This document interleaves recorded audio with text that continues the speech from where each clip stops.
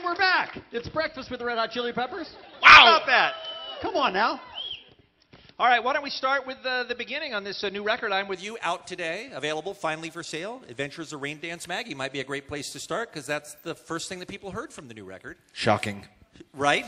Shocking how? Just shocking. I'm just throwing it out there. I like to see these words coming out of your mouth. Rain Dance Maggie, as is usually the case with your songs, I've heard it a bunch. No clue what I'm listening to. Not a clue. As is usually the case. You're too deep for me. I know it means something, and it's cosmic and meaningful. What's going on? Wait, could you say that about the song, You Always Sing the Same? Can we sing him a little, You Always Sing the Same, just so he doesn't think that all of our songs are meaningless? Okay, you go.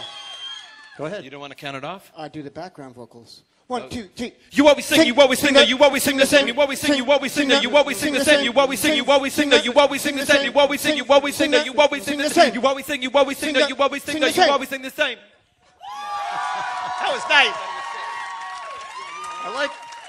I like the intensity of Flea on that one, man. He was really concerned that he'd be right on pitch, right on time. But you know what I'm saying. We're dying to know what that song means to you. Like, what's going on in it?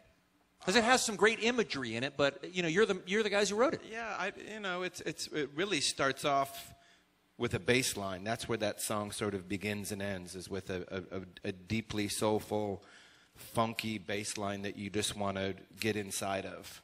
You know, and that's what Flea brought to the table when we started writing that song, and we all just kind of hugged and cuddled and fingered that bass line to the best of our ability. And until we found, you know, other colors and textures and beats to mingle with it. And yeah, it's kind of self-explanatory. It's a patchwork of imagery and feelings and, you know, wordplay and emotions, and you know, sing along and see how you feel. How do most songs begin? Is it with one person that comes in with an idea? Maybe Josh comes in with an idea, and how does Josh change the chemistry of the songwriting? All different ways. I'll come in with something. He'll come in with something. Anthony will just hum some notes together, and one of us will put chords under. Chad will just start playing something. All different ways, I think. We don't. And it's funny. Like after the record comes out, people start hearing stuff. We get asked to explain it. You know, and for us, I think it comes from a place that is an inexplicable place, because it truly does come from a magical source, you know, and we don't try to control it, we just let it happen. And I think for Anthony, lyrically, even, you know, there are narratives, but still, I think we're all just trying to make art. And I think it's our responsibility as making art to just kind of get out of the way and let it flow through us.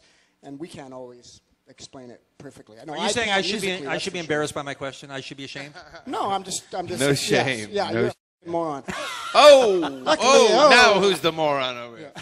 He's fingering the bass, and you're the effing moron. These guys, what's up? Wait, last time I checked, the human finger was not a curse word. No. Is it? No. We don't know.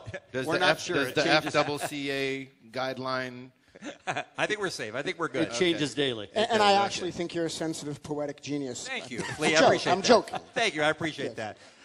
Kevin, you were surprised and enraptured by the cowbell on the record. It was like the happiest surprise of the year on the radio for you this year. How did the cowbell come about on that song? I love it, and yet it's not a real Red Hot Chili Peppers staple. A cow walked into the studio and wandered down Sunset Boulevard. Apparently it was lost. Okay. Chad began to ride the cow. Okay. And one thing led to another, and it ended up on the record. Did he try other sounds? Did he just go, hey, I think this will sound good now? What was the... The truth is... I love it, but... Yeah, this record is different because percussion is a heavier voice, a more dominant voice on this record. And, you know, Flea went on tour with Atoms for Peace and met this guy, Mauro, who is kind of a phenomenal percussionist. And Flea suggested to us very wisely, why don't we try recording with a percussionist live when we make our record? Maybe it'll change the way we play. Something cool will happen. And he was right. You know, something cool did happen. And our grooves now have a variety of really wicked percussion, so much so that we're bringing this guy on tour with us. And it's that's all his stuff over there? Wow. Let's recognize half of that. How about if you could only see that stuff. It is. Josh is going to go give us an example. Look at that. Nice. Nice. Well, Well, it's a beautiful, beautiful sound. This might be an excellent time to hear that song that we've been talking about, The Adventures of Rain Dance Maggie. The new Chili Peppers album is out, available for you to buy, and you should. It's called I'm With You. You guys want to hear that one live?